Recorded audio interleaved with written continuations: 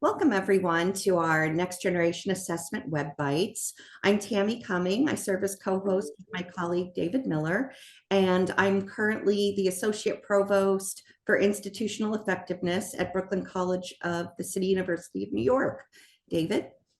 Hi, I'm Dave Miller, and I'm the Director of the School of Human Development and Organizational Studies in Education in the College of Education, and I'm a Professor of Research and Evaluation Methods. And today we are very glad to have with us Adrianna Kezar, who is the Director of the Pullias Center of Higher Education at the University of Southern California. Great to be here with you both. Well, thanks so much for joining us. Our topic today is culture, institutional culture in higher education, and we couldn't think of anyone better to speak to. Of course, it's such an honor to have you here, particularly with your work that you've done on influencing change with institutional culture. And if we can start off, maybe speak a little bit about your work in this area for people who are unfamiliar with the work that you've been doing. Thank you so much. Yeah, I've been on a 3-decade journey exploring how institutions in higher education transform, and usually looking at what you just mentioned, deep change, so culture change, the kind that is sustained and really impacts fundamentally colleges and universities to be different in some way from what they have been in the past. And the area of assessment has been one of the areas that I've looked at over that long journey. Okay, well, that sounds like a lot of interesting work you're doing and involved in it. I guess the one thing we really, our website has been about, and the work we've done, of course, you know about the work we've done in assessment on DEI and other topics we've also worked on. But how does your work on creating change in institutional cultures, what's the role of assessment in that, and how does assessment fit into that? Sure. Well, let me start by just talking more broadly first about culture change, and then I'll talk more specifically about the role of assessment. So what I've found in all of the studies that I've done over the years, and I should say it started with a large study way back in the 90s when the Kellogg Foundation was tired of investing in higher education. They kept funding projects and programs, things like assessment, and then it would come and go out of campus and it wouldn't be sustained. And they really wanted to understand what helps a change stick at a higher education institution. And we examined 26 institutions that were 5 years into a change process, and really, we ended up with only 6 out of those 26 that truly transformed. And that outlines some of the principles that I've been digging into over the years. Probably one of the most prominent features that has come up and that I have explored again and again in my research is this idea of shared leadership. So change does not happen because the president or the director for the Center for Teaching and Learning decides that change needs to happen. It really happens when the administration, faculty, staff, and even students or community members are working in concert together towards a change. And so that there is buy-in and support, champions across all these different groups. These are extremely important groups in higher education, and they all need to be involved. And that includes areas like assessment. So whenever I'm speaking to people about, advancing an assessment effort on campus, I talk about, how are you working? Who are your faculty champions? And how do staff know about this? And what are the senior leaders? How are they involved? So looking at and trying to create and foster that type of shared leadership and sense of responsibility is really important to creating culture change. The next sort of step in that is having, a shared vision or plan around whatever it is that you're trying to implement. So on some campuses, it's diversity, equity, inclusion. You mentioned that, David, as some of the important assessment work you're doing. So is there a shared language around what's trying to be done around diversity, equity, and inclusion? And So looking at the kind of the language and the meaning making and understanding, really, is there a shared understanding of across these different groups about the direction that the campus is going to go.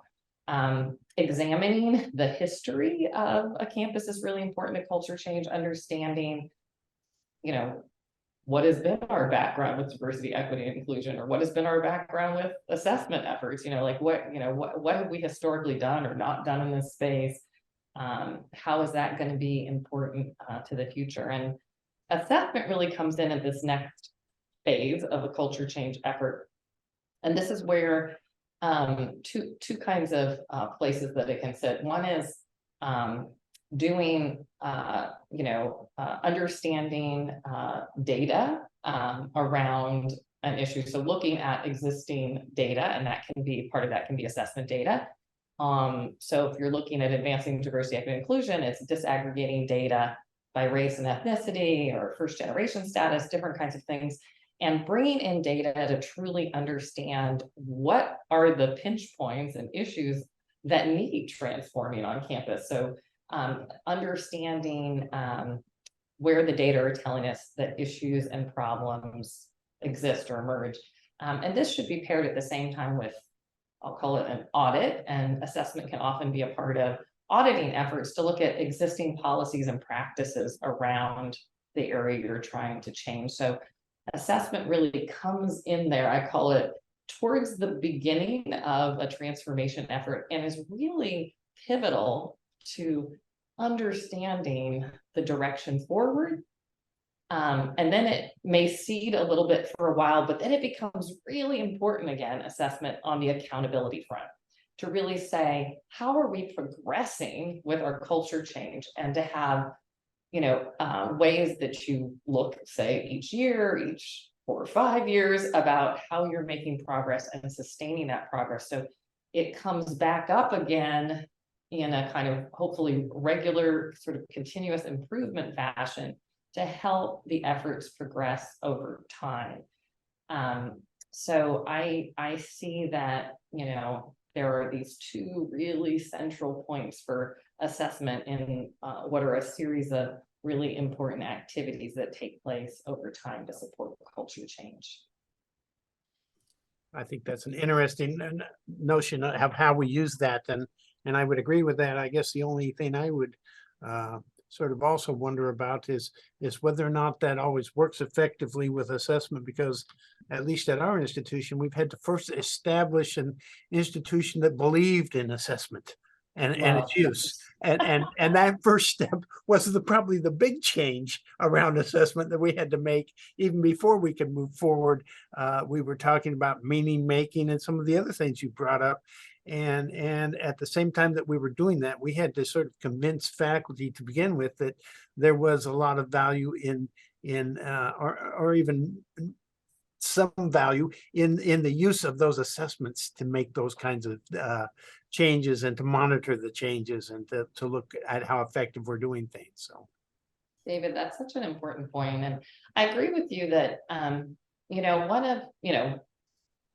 I've been looking at assessment from two perspectives, right? So its role in culture change, but I have very much looked at how assessment itself is a needed culture change on campus. Like, how do we live and use, data to inform, teaching improvement and support for students, and that, as you said, hasn't always been the way campuses have operated, or just, really digging deeply into, tracking how students learn. There's various types of assessment, and some of them are getting more or less attention by campuses, but like the student learning outcomes assessment is still, nascent on many campuses. So it is a culture change itself. So I work with campuses on both fronts, like how they can be using assessment to support culture change, but that how doing assessment itself is a culture change.